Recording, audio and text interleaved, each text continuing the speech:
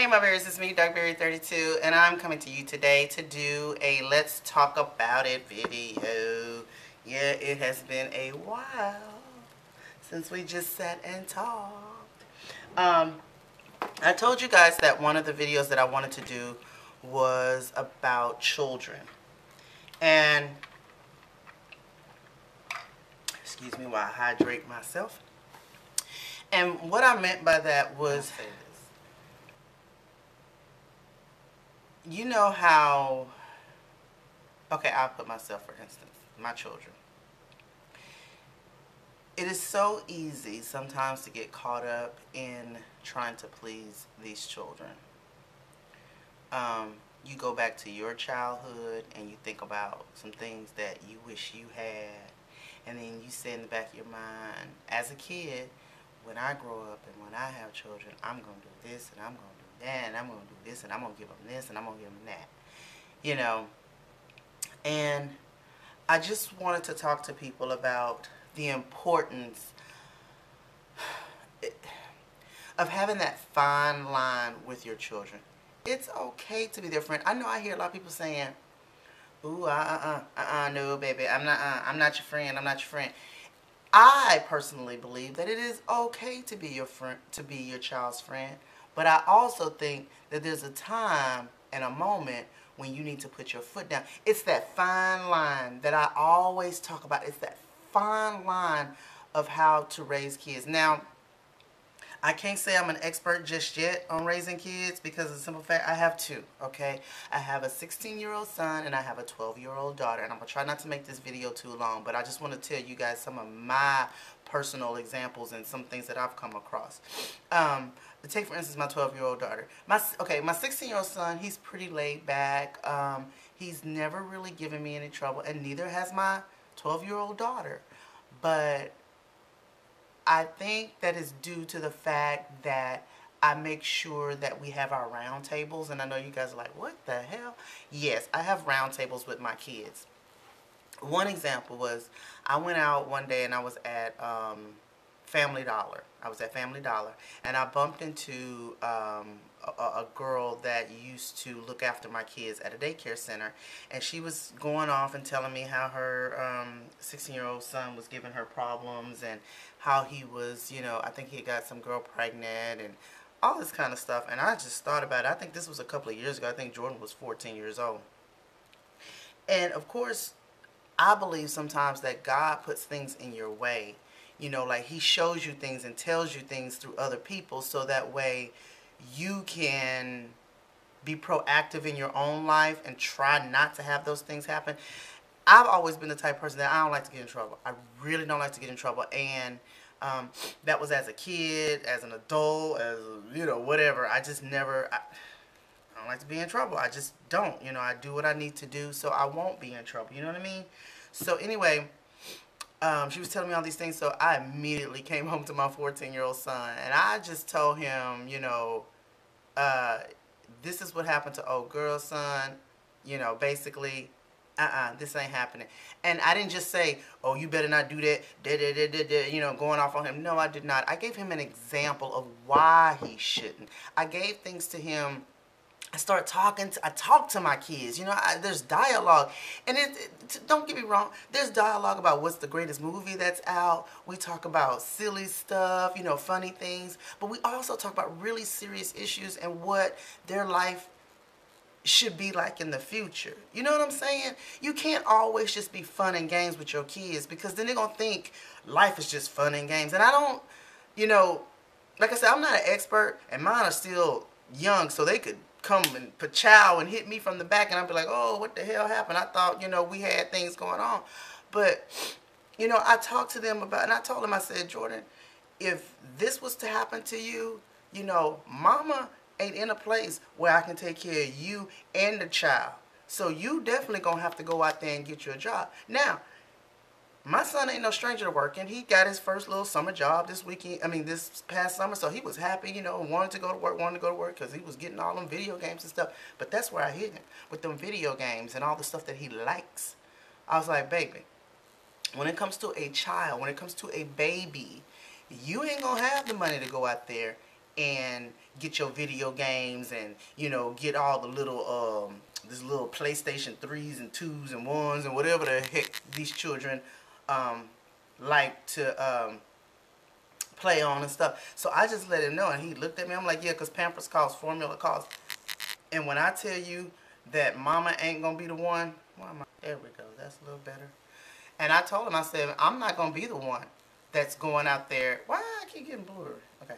I'm not going to be the one going out there trying to make money for you and your kid, you know, because of the simple fact that you decided that you wanted to go out and have fun and all that. And then I also told him about the diseases that you can catch with some of these little girls. You know, I'm like, you thinking you the only one, and sometimes you're not. What is going on with my camera? Hold on, y'all. So anyway, so I tell them the consequences of things that's going to happen to them, and, you know, and just let them know that, you know, there's a future out here without you having to go and act crazy and do all kinds of things like that when you want a future that's more relaxed, you know. And so even my 12-year-old daughter now, she's the one that's the real social butterfly. My son is not.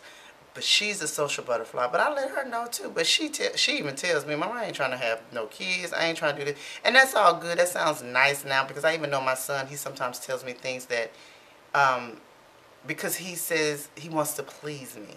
And that's great. That's fine. But I don't need my daughter sitting up here telling me things that she thinks I want to hear.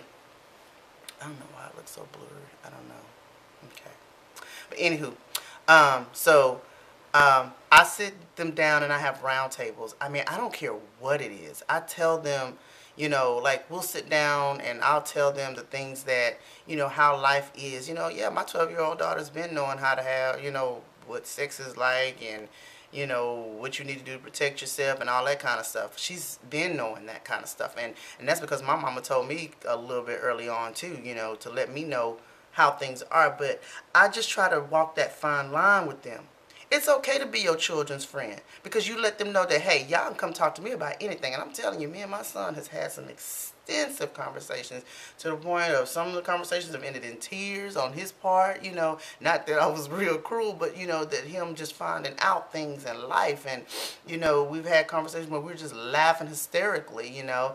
But I want him to be able to come to me. I mean, my son came to me when he, you know, finally met somebody, well, wanted to actually have, you know, like a relationship with somebody. He actually came to me, and, you know, of course I had to do a little probe, and I'm like, hey, is there somebody out there? And he was like, well, yeah. You know, it didn't take him long to just be confident in talking to me about stuff, because there's no father figure in this house. It's just me and those two children, and I let them know that it's me and them against the world. That's what it is. It's me and them against the world, and, you know, that's it. Hold on, y'all. There we go. So I just let them know it's me and them against the world, you know, and we got each other's back, and whatever needs to happen in this house, you know, we're going to take care of each other. And that's even when they leave for college. And that's another thing. I talk to them about college early on, like, to the point where there is no other alternative. Like, you have to go to college. And even now, my son, you know, he just took that practice SAT last weekend, and then this week I just signed him up for another SAT, and he's like, another one? I'm like, baby, look, right now, I said, I know it's probably like you're probably like, golly, I wish I was back in 5th and 6th grade and stuff. Things were much easier. And yes, they were. I said, but now it is time. Whatever, every little step you take, you're getting closer to your future. My son wants to be an animator. You know, I think one of his dream jobs is to maybe work for DreamWorks or either Disney. And I know that it's going to take a lot on my part. And trust me when I say, I don't feel like reading all those emails from school and what he's got to do and what, you know, all that kind of, yeah, I would love to go make more YouTube videos and go thrift store shopping. And but yeah, I would really feel like I couldn't breathe if my children didn't get the future that I think they deserve. Like, you know how they say, waiting to exhale? That's what it's like I'm holding my breath, because I know I'm a single mom, and, you know, I don't have the biggest income, but I try to do what I can for them so they can get what they can get. And then I can say, whoo, I can let go. I can do my traveling. I can do my thrift store shopping in Paris, You know what I'm saying? I can let them go. Then I'll feel like I have accomplished and I've done my job. So basically, I'm just giving you this video to really, you know, invest in your children's future. And I'm not even necessarily talking about money. I'm talking about time, y'all. Time, sitting and talking to these children and not leaning so much on being the friend or being so much on the very strict side. Because I've seen people that been reared and on the very strict side, and them the ones that just go crazy. I mean crazy. So there is a fine, it's just a real fine line. I can't tell you exactly how I do it. I just know when the Lord puts things in front of me, I don't ignore it. I don't ignore it. There's a reason why he is telling me some things or giving me that information so I can go back and tell my children and let them know. And I mean, sometimes there's things that come up on the news, you know, and we'll watch and I'm like, what? And they be like, really that happen? You know, they like, and then all of a sudden, conversation. You know, we start talking, dialoguing back and forth. We call it a round table because we'll get right back here on this bed, sit in a circle, crisscross applesauce, and baby, get down with the conversations. You know what I'm saying? I mean, and there's certain conversations that I don't include my daughter in, that I may just talk to my son about, and vice versa. You know, there may be some things I need to talk to her about that he just necessarily don't even want to know about. You know what I'm saying? Women stuff. So yeah, I just make sure that I do that with them. Now, the one struggle that I do have is being a single parent is I have lots of stuff that I do with my daughter. I mean, you know, she loves all the dolls and the clothes, and Jordan could care less. But don't get me wrong. There are still times that Jordan and I will get together and we'll talk, and I'll ask him, you know, what do you want? And he's like, Mama, as long as he can draw and get on his computer and write his episodes and do his YouTube videos, he is happy. The only thing I would like for him to do is to be more social, and I talk to him a lot about that, being social, because that is going to also carry you over into your future, because you're going to have bosses and co-workers that you don't like, because he'll tell me about some, you know, my son's always been very quiet, and I thank God for it, because he's not that 16-year-old that's hanging out on the streets and doing, you know, he's just not, he's not. And so I try not to complain so much about him not being social, but, you know, I tell him, you know, because he'll tell me, oh, there's these people at school, and they're so loud, and they're so ghetto, and they're so this, and they're so that, and blah, blah, blah, blah. And I just try to tell him, I was like, look, I ain't the downest person, and people in my life can tell you, all my family and friends can tell you that, okay, yeah, I don't get too many cool points, if you know what I mean. But I'll try to tell him to blend in. You try to blend in, you know what I mean, to the point where you just kind of go with the flow. Because I told him, I said, trust me when I say, you know, I've worked with people that I don't get along with, you know, or that I don't care to hang out with. But I do what I have to do, because that's just life. You know, you're not going to always meet up with people that you like. So anyway, that's my little rant. You guys let me know what you think of all my comments. But I do believe, I really truly believe there's a fine line. You can't be too much of a friend, and you can't be too strict. There's that fine line, because you got to let, oh Lord, the light's going out. You have to let your children know that you're there for them, and that you only want the best for them. And there's a lot of parents that have done that, that have let these kids know that they're there for them. But you just got some that's just rebellious. Like, let's just do it like that. Some kids just want to do what they want to do because they want to be grown, and because they have outside influence. And that's another thing. Them outside influence, you got to watch your kids. When your kids start coming home doing crazy stuff, you need to nip that stuff in the bud, because you know that's not your children. If you really pay a close attention to your kids, you know that's not. I'm going to tell you an example. My daughter, I'm going to tell you 2 examples from her. One day we were driving, I think she was probably like 9 or 10 years old. I'm driving around the road, and all of a sudden, I say something, or she said something, and she starts laughing. And I'm like, you don't laugh like that. Like, I ain't never heard, she was doing some kind of weird, like, oh, or something she was doing, I don't know. And I was like, where you get that laugh from? And she's like, huh? Like, she didn't think I noticed. You know what I mean? I said, where you get that laugh from? I don't know what you're talking about. I said, well, I'm going to tell you this. Now, this is when the strict part coming. The friend ain't there no more. I'm being the parent. And I ain't afraid, okay? I'm going to tell you this. Wherever you got it from, you best take that back. Don't bring that here no more. Because it could be those little slight things, guys, that it'll start with the laugh. Then it'll start with the way she dressed. Then it'll start with the way she want to talk to you. And take it back. Give it back to the person that gave it to you. We don't want it. We ain't taking none here. And that's just the way I feel about it. Y'all may say, ooh, that was cruel. What was the big deal? I noticed that that was a change. That wasn't my child. That was somebody else's child. No. Because y'all know people, other folks, other children influence other kids. And I don't know what their parents doing in their house. No, you're not going to influence mine. I'm raising mine. No. Okay. One more thing, I'm going to let y'all go. The other day, this was just last week, we were doing something right here at this vanity. I don't know what it was. I don't know if she's putting on shoes or what.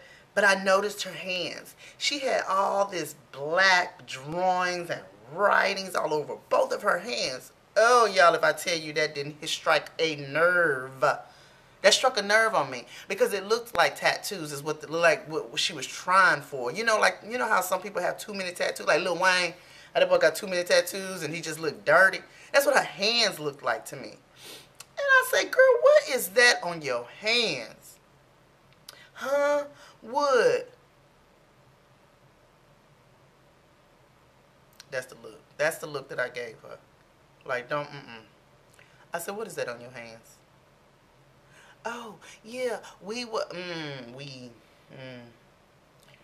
Go wash your hands. Go take that mess off your hands. And what did you put it on with? That's me asking her. What did you draw with? A Sharpie? Fool? Is what I told her. Y'all. Fool.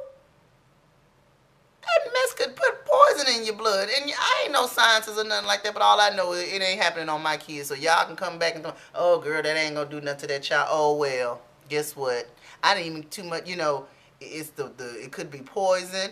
And then it just didn't look right. It was not on a 12-year-old child. No. Going out embarrassing me. Like I told my kids, yeah, you may be raised by a single parent, but I guarantee you this. When people see you and talk to you, they're going to say, oh, she was raised by her mama, her daddy, her grandma, her grandpa, her uncle, her aunt, the friend down the street, the neighbor across the street. Yeah. Because, no, you're not going to go out there and embarrass me.